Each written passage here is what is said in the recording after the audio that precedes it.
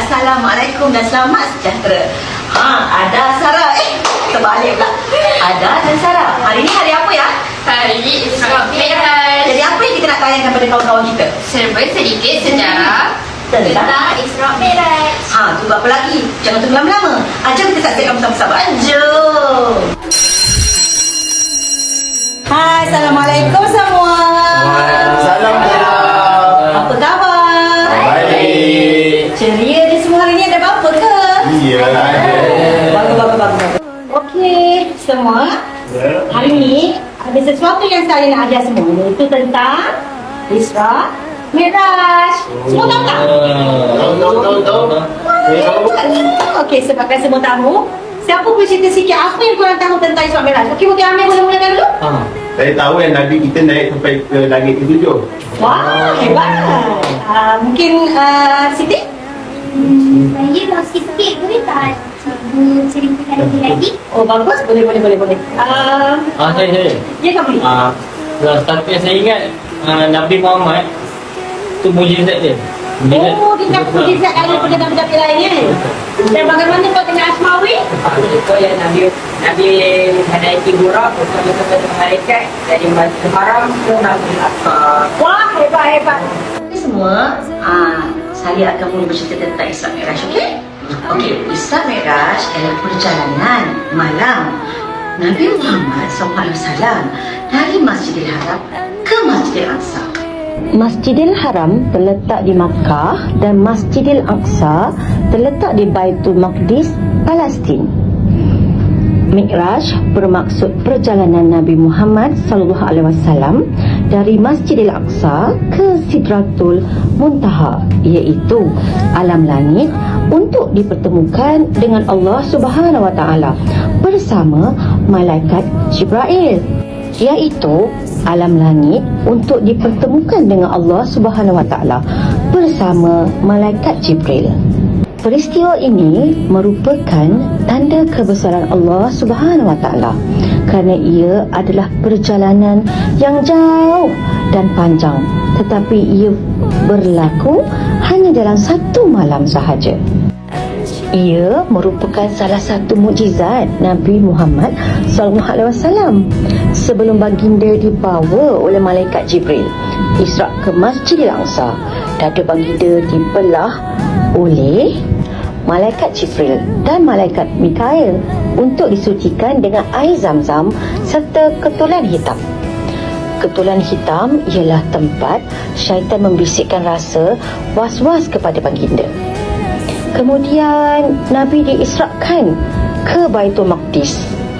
Isra Rasulullah SAW berlaku pada 27 Rejab, setahun sebelum hijrah ke Madinah persamaan 621 Masihi. Nabi diisrakan dengan jasad beserta rohnya dari Masjidil Haram di Mekah ke Masjidil Aqsa di Palestin dengan menaiki burak bersama-sama malaikat Jibril alaihi salam. Setelah sampai di Masjidil Aqsa, baginda melakukan solat serta mengimami nabi-nabi yang terdahulu. Burak ditambat di pintu masjid. Kemudian baginda dibawa naik ke langit. Setelah baginda turun ke bumi, baginda menceritakan kepada kaumnya. Orang yang pertama membenarkan cerita tersebut iaitu Saidina Abu Bakar As-Siddiq. Oleh sebab itulah Saidina Abu Bakar digelar As-Siddiq. Maksud As-Siddiq ialah membenarkan.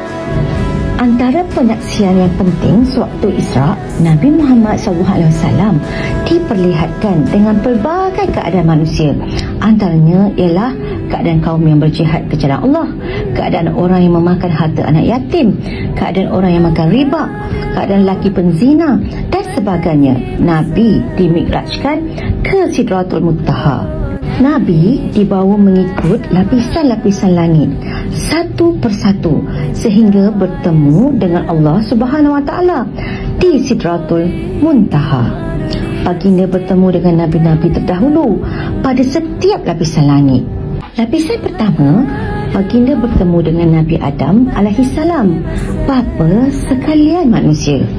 Langit kedua pula, baginda bertemu dengan Nabi Yahya alaihissalam dan Nabi Isa alaihissalam. Langit ketiga, baginda bertemu dengan Nabi Yusuf alaihissalam. Di langit keempat, baginda bertemu dengan Nabi Idris alaihissalam. Langit kelima pula, baginda bertemu dengan Nabi Harun alaihissalam. Langit keenam, baginda bertemu dengan Nabi Musa alaihissalam. Dan pada langit ketujuh, baginda bertemu dengan Nabi Ibrahim alaihissalam. Setelah selesai merentasi ketujuh-tujuh langit, baginda dibawa ke Sidratul Muntaha dan kemudian diperlihatkan Nabi Muhammad SAW Baitul Ma'mum. Kemudian Nabi dimikrajkan naik menghadap Tuhan. Naik menghadap Tuhan sekalian alam, Allah Subhanahu Wa Taala. Pada asalnya Allah Subhanahu Wa Taala memerintahkan solat sebanyak 50 waktu. Tapi apabila bertemu dengan Nabi Musa SAW, Nabi Musa SAW menyuruh baginda memohon kepada Allah Subhanahu Wa Taala agar bilangan solat dikurangkan. Akhirnya baginda mendapat perintah solat dilakukan sebanyak 5 waktu sehari semalam.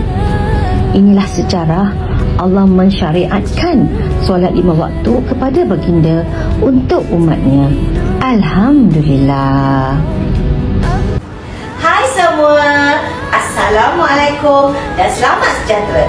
Guys, share sikit. Macam mana dengan video tadi? Menarik tak? Banyak manfaat tak? So guys, hari ni hari apa ya? Hari Isra Mi'raj. Kami dari Amsima Worldwide.